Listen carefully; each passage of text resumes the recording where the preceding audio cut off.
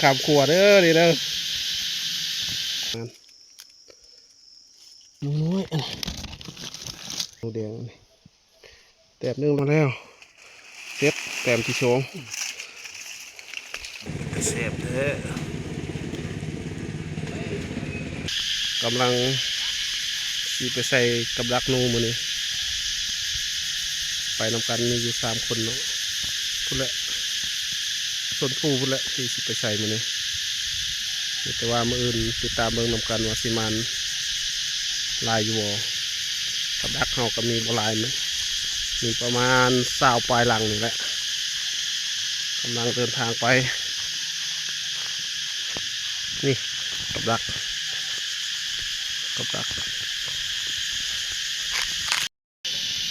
โอ้ทีมงานก็มันขามขวดเด้อนี่เด้อ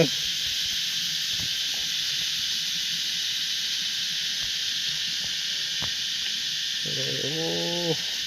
ขวดนี่ก็เป็นยานแท้ให้ได้สิลูกแท้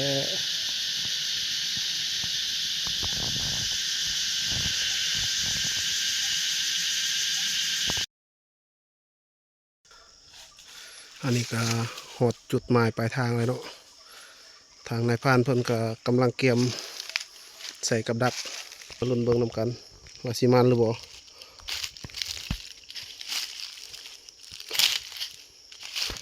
โอ้เหนียวเปล่านี่ลายนี่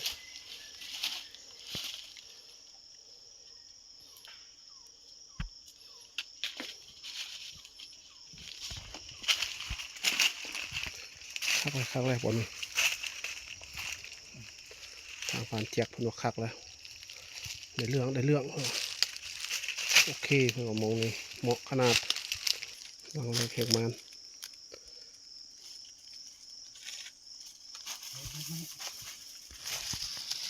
ไม่น้อยนะนี่มาช่วยเลยเพื่อนกันคุณมืออื่นมาลุ้นเบิ่งนำกันเด้อพี่น้องเด้อเปิดหัวเรืองมานี่มาทันหดเครื่องซ้ำอันนี้ขึ้นมาเกือบเครื่องแล้วอันนี้นายพรานเพิ่นว่าวันนี้เป็นบอลที่เหมาะ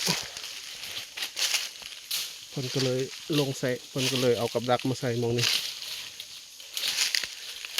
ตามเพิ่นสังเกตการเพิ่นว่าน่าจะมีตัวนะอยู่นี่มืออื่นจังมาลุ้นเบิ่งว่าอาจจะมีตัวมืออื่นติดตามเบิ่งนำกันเด้อพี่น้อง FC ทุกคนเมื่อยย่างพี่น้องเพื่อสิได้คลิป1โมเมนต์ง่ายได้จับแต่ตัวจับอย่างน้ำหลังนี่จะมีจะเป็นบินแล้วนี่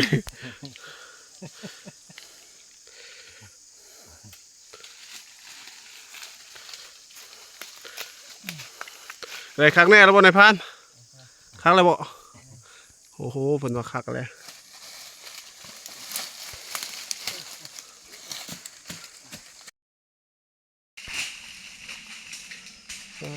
พูดละทางเข้ามา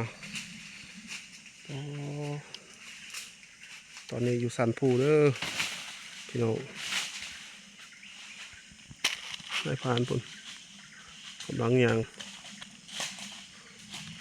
อันนี้คือไม้ยางลำบักใหญ่ๆมี2 ต้นอันนี้อีกต้นหนึ่งต้นที่2เลยลำใหญ่ครับขนาดเลย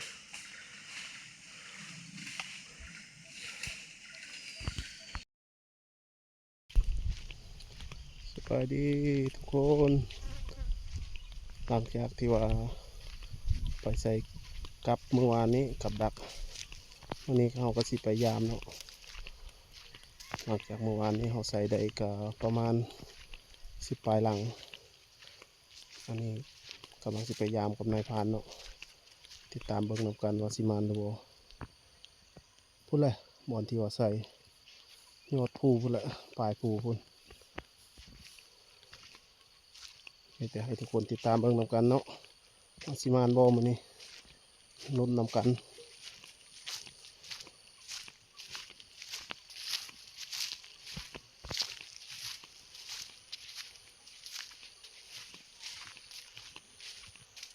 นายพรานเป็นไปก่อนแล้ว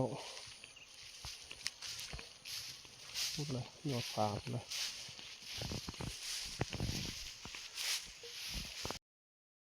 ล่างนี่เลยอันเหงื่อจนหมดผัดบอลันโอ้นายพรานเป็นว่าเสียดายขนาดกินเหงื่อร้อนหมดเลยแต่บอลันเอาไหมมืออื่นจังติดตามเบิ่งไหมแต่ว่าตอนนี้ยังบ่ได้จักแต้มเลยผ่านไปแล้วหาหลังโตผ่านไปแล้ว4 หาหลังบวกกับหลังที่5โอ้มาแล้วพี่น้องมาแล้วหนูน้อย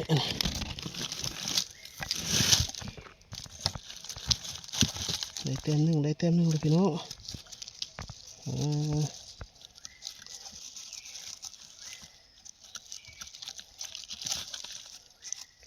มาแล้วหนูวายน้อยอันนี้ลูกมันโอ้บ่แม่นลูกมันซ้ำหนูแดงนี่แต้มหนึ่งแล้ว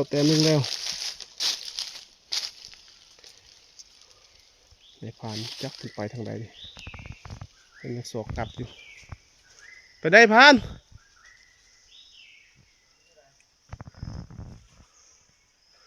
มันมีแนวใดเพิ่นวะบ่ได้นายผ่านเพิ่นว่ามีแล้วมีแต้มแล้วพี่น้องตามเบิ่งดูกันหนูยังไว้หนูไว้บนนายผ่านโอ้โหสักแล้วเด้โอ้มีแต้มนึงแล้วโอ้ยกบังโอ้ได้มีแต้มแล้วผ่านเพิ่นว่ามาแล้วมันโอ้ยใหญ่ด้วย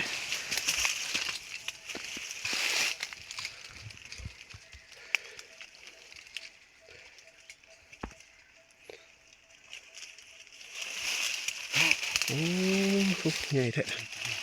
โอ้บักเอฟเลยพี่น้องบักเอฟเลยโอ้มาแล้วเซ็ตแต้มที่2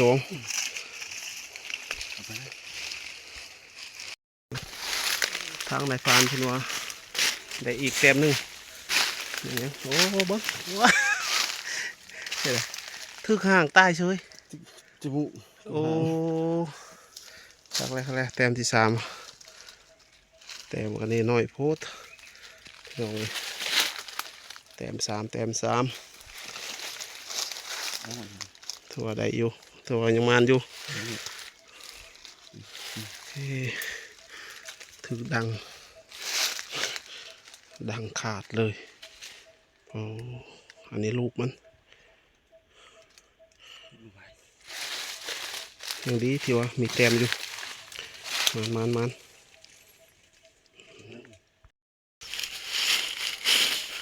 กำลังขึ้นพยายามไปได้ฟันมีตัวบ่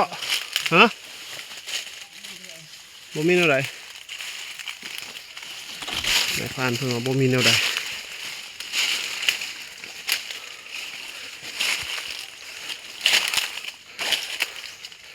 ถือว่าประมาณปานใดมื้อนี้วางนี่ก็เม็ดเส้นห้อย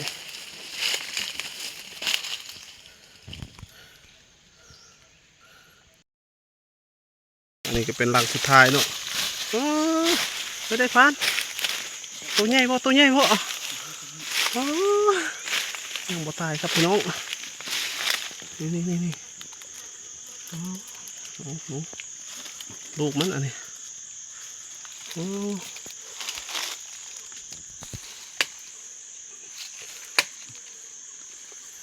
แต่4 แต้ม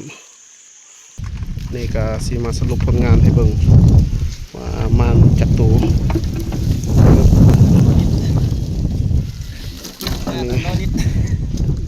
มหนึงอันนี้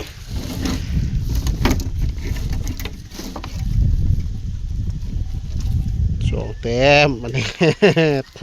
คักบ่คักบ่สามเล่นโบหลายมัน ไม่น้อย